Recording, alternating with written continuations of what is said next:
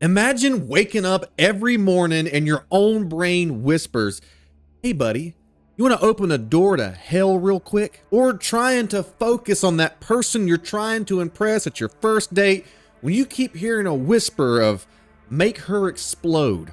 In not the best way, the fire way. Because in Warhammer 40k, that's not a nightmare, that is a Tuesday for a Psyker. It is a constant life of balancing forces, of being an actual conduit for demon possession, and a walking, talking bridge between our reality and the reality that's filled with monsters and ghostly souls of long dead and powerful entities that all feed into a power that allows you to shoot actual lightning bolts across the battlefield.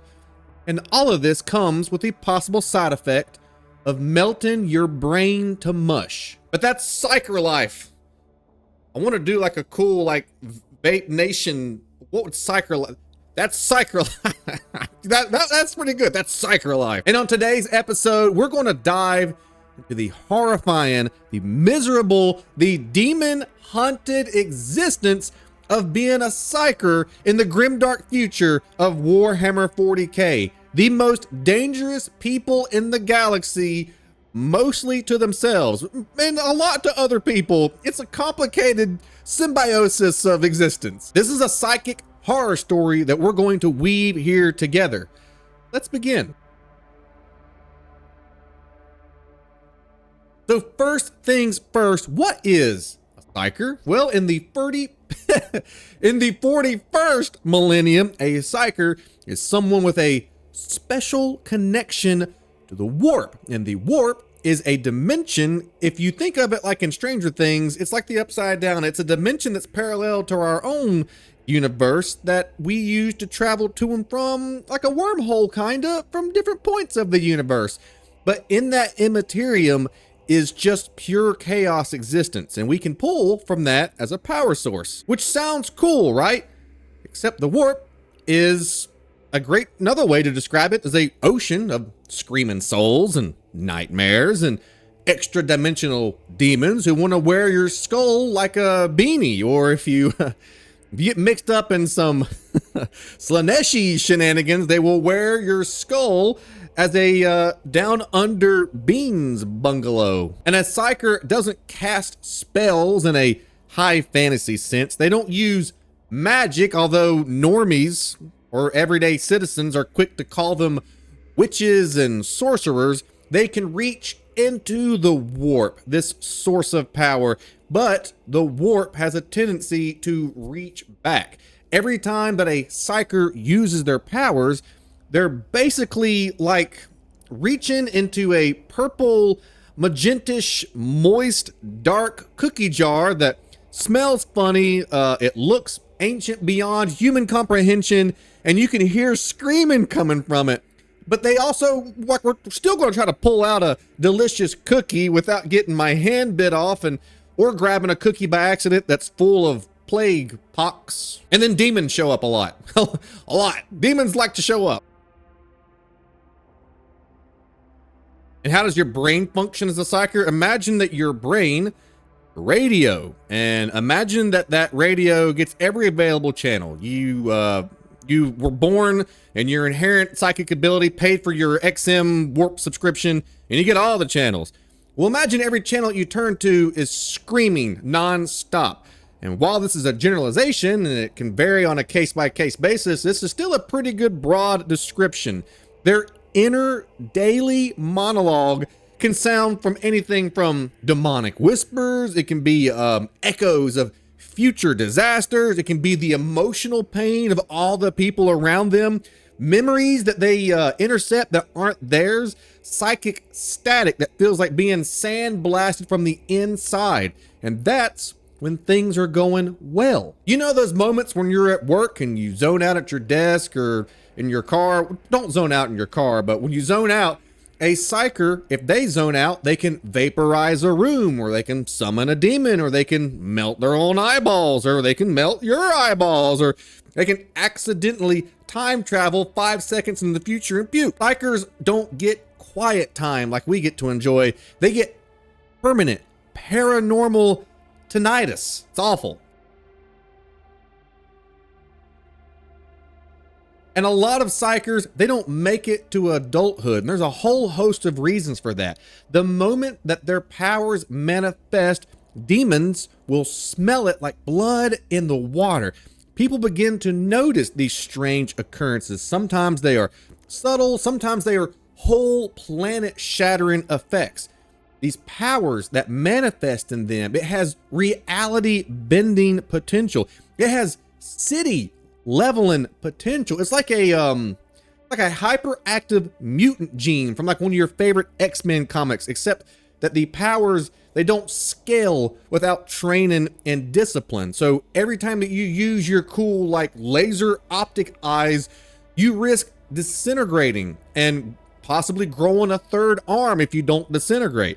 Even with unsanctioned practice, like finding the mystical hermit way up in the woods somewhere, and repetition on your own through said Yoda that you find, the risk of using it every single time is substantial. There's always a possibility of a side effect. And these side effects end up in demon hell Tinder. And the demons go through Tinder swiping. Ooh, that's a good one. This guy's got no soul bolts attached installed.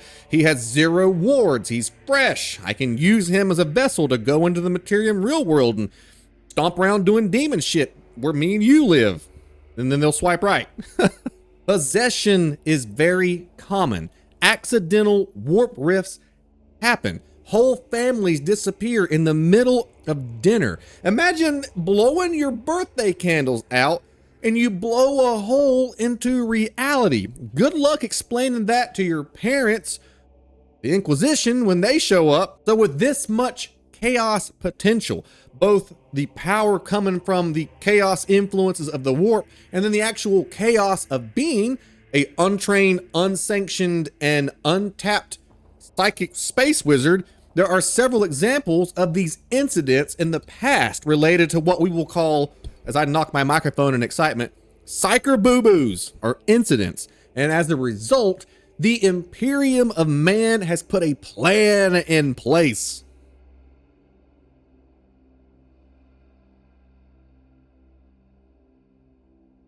So let's say that you do survive your teenage years without exploding or being body jacked by a demon. Congratulations! You're still being hunted by man. Now the Imperium kidnaps you. Word has gotten around that your ability to Alakazam, he's one of my favorite psychic Pokemon and I couldn't remember his name. You can bend spoons Alakazam style with your mind, or you can turn water into a delicious pint of Guinness. Sponsor of today's video. I'm kidding. I just really like Guinness. Black ships, literally giant cathedral-centric blacked out ships called black ships, roam the galaxy, and they round up psychers like paranormal animal control. It's not a rescue mission, it's pest control. And inside these ships, oh boy, while these ships belong to the government arm of the psychers, known as the Adeptus Telepathica. Let me try that again. The Adeptus Astra Telepathica. My Appalachian wants to add vowels and like punctuation to things that don't need it. It's normally manned by Inquisitors and Sisters of Silence. Now, Inquisitors, think of them like the intergalactic secret federal police. They have untapped power and authority granted to them by the Emperor of Mankind to go forth and expel all forms in the galaxies of heresy, alien activity, and demonic activity. And the Sisters of Silence, they are monks who make you feel dead inside. They have an actual ability that cuts off your connection to the warp. And even if you're not warp connected, they generally have a feeling like a force that comes from them that makes a normal person feel yucky and void of life. Now you're inside of this black ship, and use your mind's eye to imagine 1 million prisoners locked inside of this in psychic agony, and they're chained and they're sedated and they're watched by these blank-faced Sisters of Silence who can cut your brain off with a glare. And most psychers, they never leave these ships alive. They are either fed to the Emperor, which I will touch on that more, or they will explode on the upper deck. Yes, one of your destinies, a space wizard, food. And that food for the ultimate space wizard.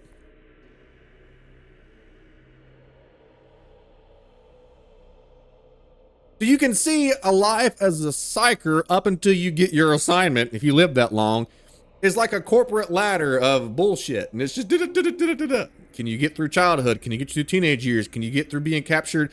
Can you get through not exploding or being demon possessed or shot by your neighbor who thinks that you turned his dog into a four-headed blob of moose tracks, which is a delicious ice cream? If you continue to go through these tracks, then you have made it to the black ship Gulag. And if you survive the black ship Gulag, the Imperium sorts you into fun little categories like you're at summer camp. Except instead of canoeing or archery or doing arts and craft with macaroni and glue, your options are as follows. Option 1, a soul stapled Astropath. Congratulations.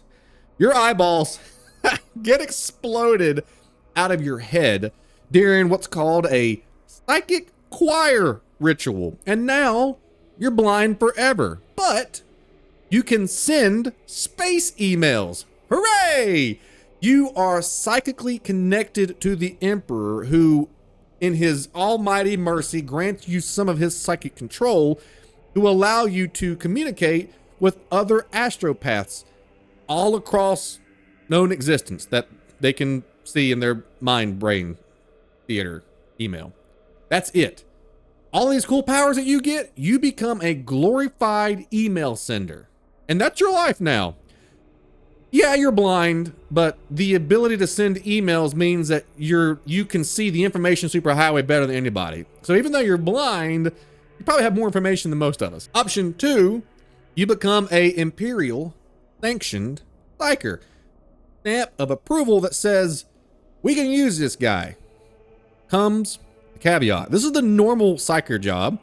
Your co-workers treat you like a rabid crocodile in a business suit. You show up for work, you're in the board meetings, they have to invite you to the work retreat stuff, but they all keep you at distance because of what you're capable of. You're deemed trainable or controllable enough to be enlisted into the Imperium. You could be signed to the Astra Militarum, which is the human army. And I know when you think Warhammer, you think Space Marines. This is when you're not a Space Marine. This is everybody else. This is the enlisted normal man. This is if me and you in the grimdark future shows like, I want to serve and I want to do my part. So they put me in a uniform and they send me to fight Tyranids, giant aliens who only care about consuming all bio-life matter, and they give me a unreliable las gun. But we win through attrition because there's bajillions of us. That's our secret weapon, is there's just, they can keep throwing bodies at us. Or they can keep throwing bodies at them. And a psyker on the battlefield in the Astra Militarum, they act like an artillery device. They're like, hey you, shoot a fireball at that group of orcs. And then everybody goes, to see if you successfully throw the fireball or if you explode. You could be assigned to a Inquisitor or a group of Inquisitors, or hell, there's a lot of Inquisitors who are psychers, who take on the badge and they're like, I can use my psychic abilities to make me a better cop. You can even be such a well-trained psyker that you can become a Space Marine, which is pretty cool because now you have to go, you've survived everything, right? We've talked about what it takes to get to this point in your life as a psyker. Well, now you don't just get to become a Space Marine, you have to survive that process too. So they psycho indoctrinate you and they like break you down to your base core human functions and then build you back up, kind of like what they did to me in my SWAT training. And then they fill you full of super organs, which makes you less of a liability and more of a librarian. See what I did there? Because literally that's your title now. You are a Space Marine librarian. So if you survive the psycho indoctrination and the implants, which you're not guaranteed to live through, but if you get through all of that, then you're reborn as a Captain America, Professor X combo with Doctor Strange powers, which sounds pretty great, right? Option 3, and you can tell option 2 is my favorite. I talked about it the longest. Option 3 is you can become a servitor or lobotomite, because if you're unstable, they will turn you into a psychic battery. Some psykers spend the rest of their lives, their short lives, screaming silently as their souls are siphoned to keep the Imperial machine running. Yeah, this is a worse option still. Option 4, my favorite option, the one I think is the most funny, your food for the Emperor. That's right, most psykers straight into the Golden Throne food deposit. They die by the thousands every single day. The Emperor, sitting all fresh-faced, bushy-eyed, and full of life on the Golden Throne, he currently in his role acts as a giant lighthouse for space travel. Without it, mankind would be lost at sea, and lighthouses need fuel to run. Emperor needs psychic-rich souls. The warp, which we use, like I said, kind of like a wormhole. It's hard to describe without really getting into like super semantics. You kind of use the warp to travel to and from point A and point B in the universe quickly. So when you do this without a giant point like the North Star, kind of, without a lighthouse to guide you where you are inside the warp, you'll get lost. And getting lost in the warp leaves you open to all the terrible things the warp has got. And we went over this several times. You don't want to get lost at sea. You don't want to get lost in the warp. And a lighthouse affords you the ability to have a North Star to map from. If you're a psyker and they haven't given you an assignment yet, and they start giving you extra rations to fatten you up, and they start sprinkling you with salt, you're an appetizer.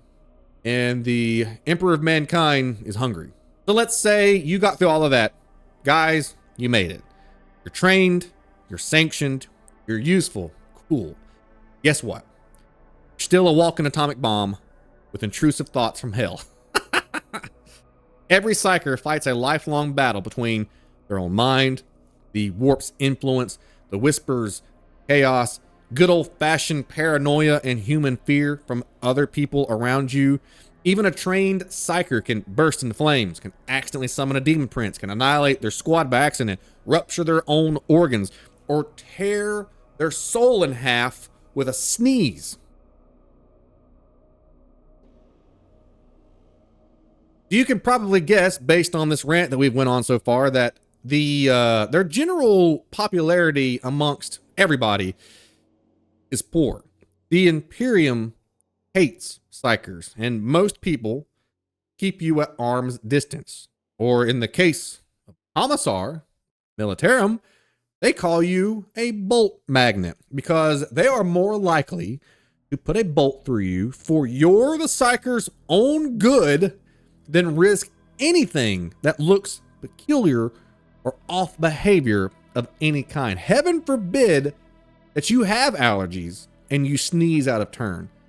A paranoid for a good reason, hair trigger ready to go Commissar is not going to risk a second sneeze if he survived the first. He will, because there's plenty of you guys, humankind, there's so many of us, we're expendable assets, and he'll just pop you and bring in somebody else and then pop them. It sucks. But the Imperium can't survive without them. They need psykers for communication across the stars, for navigation, for warfare, for prophecy, for countering chaos, who also has access to all these powers, for psychic artillery, for soul sacrifices, the Emperor.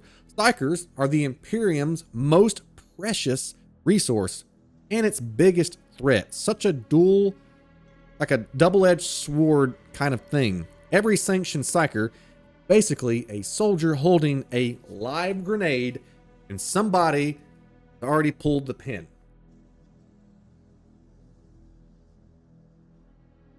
So what is the final conclusion here? Being a psyker in Warhammer 40k, not a superpower, not a blessing.